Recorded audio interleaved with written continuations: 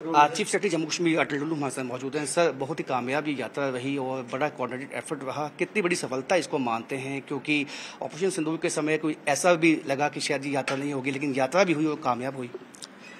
नहीं, यात्रा तो कामयाब हुई और मैं समझता हूँ कि इसके लिए एक कोऑर्डिनेटेड एफर्ट सभी एजेंसीज का, वो जम्मू कश्मीर एडमिनिस्ट्रेशन की, पुलिस की, security forces and intelligence agencies, central government के डिफरेंट डिपार्टमेंट्स, उनसे सभी ने मिलकर और ख़ास तौर से इसमें जो कोऑर्डिनेशन का रोल अदा किया वो श्री अमरनाथ जी श्राइन बोर्ड ने किया।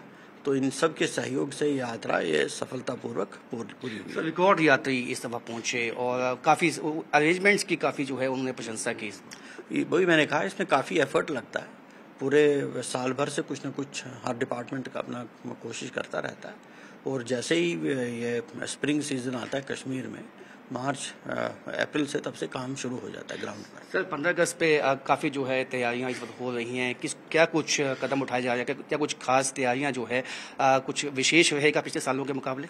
जी, इस बारी जो एक हर घर तिरंगा प्रोग्राम चलाया जा रहा है, ये 2 अगस्त से शुरू हुआ और जम्मू कश्मीर में भी बढ़ चढ़कर इसमें लोग हिस्सा ले रहे हैं। और 2 तारीख से शुरू हुआ। इसके 3 फेज हैं, 2 तारीख से 8 तारीख, 8 तारीख से 13 तारीख और फिर कल्मिनेशन जो है इसका 15 तारीख को होगा।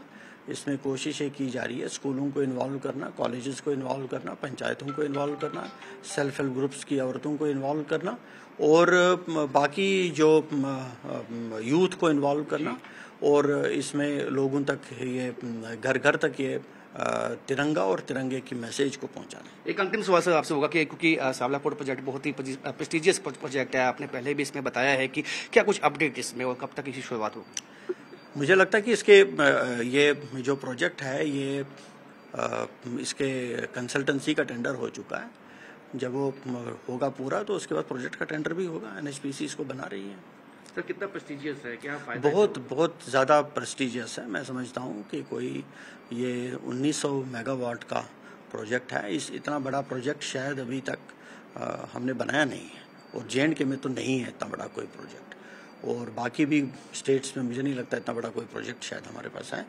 और ये बहुत बड़ा प्रोजेक्ट है। इसकी कीमत भी लगभग 25,000 करोड़ के करीब होगी और इससे काफ़ी एम्प्लॉयमेंट जनरेट होगा लोगों के लिए और इससे काफ़ी बिजली का उत्पादन भी होगा। बहुत बहुत शुक्रिया सर। तो चीफ सेक्रेटरी अटल डुल्लू जिन्होंने कई अहम मुद्दों पर अपनी बात रखी। कैमरामैन साहिबा भट्ट के साथ राजन वैद, न्यूज़ 18 जम्मू।